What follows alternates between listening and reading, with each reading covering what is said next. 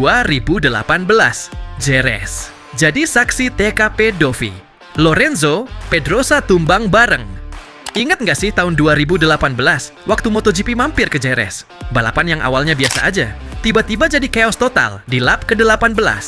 Dovi, Lorenzo, dan Pedrosa, 3 legend MotoGP, semua out dalam satu insiden yang absurd banget.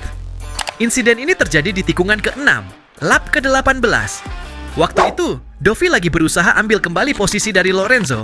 Tapi di saat bersamaan, Pedrosa datang dari sisi dalam buat nyalip keduanya.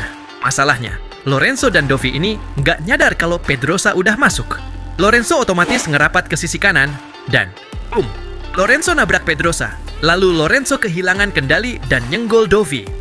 Yang lebih ngeselin, waktu itu posisi mereka lagi di barisan depan. Rebutan podium cuy!